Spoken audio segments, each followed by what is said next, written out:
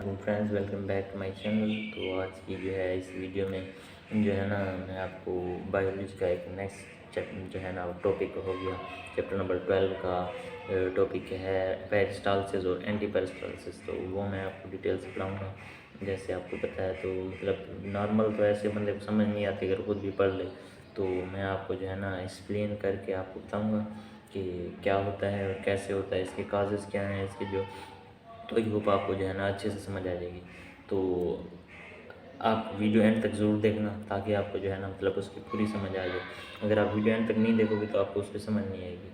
तो I hope आप video and तक देखोगे और वीडियो अगर पसंद आए तो उसको लाइक कर देना और अपने दोस्तों के साथ शेयर कर देना और हमारे चैनल को सब्सक्राइब भी कर देना और उसके साथ जो घंटी का बेल आइकन का जो है तो उसको दबा देना ताकि हमारी सारी वीडियोज़ आप तक पहुँचती रहें। Thank you.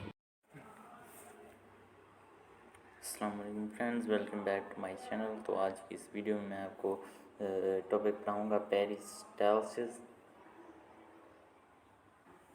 तो इसमें जो है पेरिस्टाल्सिस में कहता है कि the digestive track has the characteristic movement by which food moves along the cavity of the canal called peristalsis. तो पेरिस्टाल्सिस ये कहता है कि जैसे हम मतलब वो जो है मूवमेंट होती है उसकी, खाने की जो हम खाते हैं और जो नीचे जाती है उसकी मूवमेंट, तो जो है ना उसको पेरिस्टाल्सिस कहते हैं।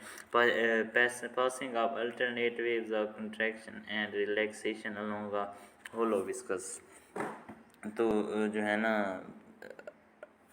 Passing of alternate waves of contraction, तो इसकी जो है एक्सप्लेनेशन नीचे दी हुई है, ये सामने दी हुई है एक्सप्लेनेशन।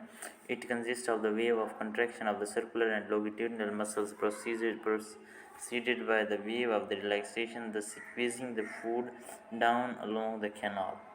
तो ये इसमें यही बता रहा है कि ये वेव कंट्रैक्शन पर मुश्तमिल होती है, सर्कुलर और लॉन्गिट्यूडनल मसल्स पर जो है, और इसमें वेव होती है एक relaxation and squeezing form down along the canal. तो peristalsis just behind the food from the buccal cavity along the esophagus to the stomach and when the whole alimentary canal। तो इसका जस्ट अ कॉन्सेप्ट इसका एक दिया हुआ है, इधर ये देख सकते हैं।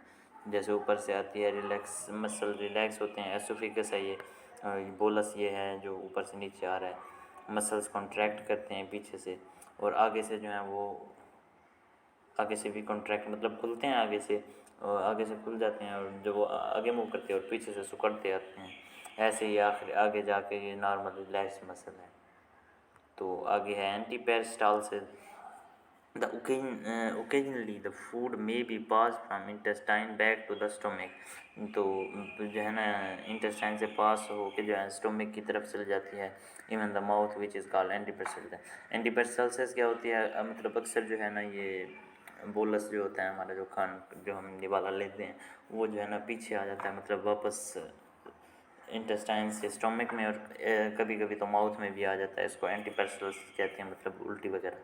काजेज ऑफ एंटीपेरिस्टाल्सिस मतलब एंटीपेरिस्टाल्सिस या उल्टी की जो है वो वजह क्या होती है। तो हंगर कंट्रैक्शन फर्स्ट जो है, हंगर कंट्रैक्शन और peristalsis contraction which are increase by low blood glucose level. जब मतलब ब्लड ग्लूकोज लेवल जो है कम हो जाता है तो इस वजह से भी ये होता है। फैसिलिटीज इंक्लूड कंट्रेड uncomfortable sensation often called the hunger pangs. तो जब हंगर पैंग्स मतलब भूख की वजह से पेट में जब दर्द पड़ता है तो उस वजह से भी ऐसा हो जाता है के अंदर से जो है ना वो थोड़ा मसला होता है जिसकी वजह से वो सारा कुछ बाहर आ जाता है।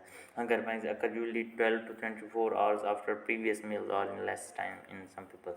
तो मतलब अगर हमने एक टाइम में जो है खाना खाया और उसके बाद 12 से जो है ना 24 घंटे तक कुछ नहीं खाया तो उसकी वजह से हंगर पैंग्स होते हैं। भूख मतलब भूख लगती है, भूख की वजह से जो है ना पेट में दर्द होता है, तो उस वजह से जो है ना ये होता है। तो ये जो है ना ये इसी में जो बताया हुआ है पेरिस्टाल्सिस और एंटी पेरिस्टाल्सिस। तो आई होप ये आज की वीडियो पसंद आई होगी।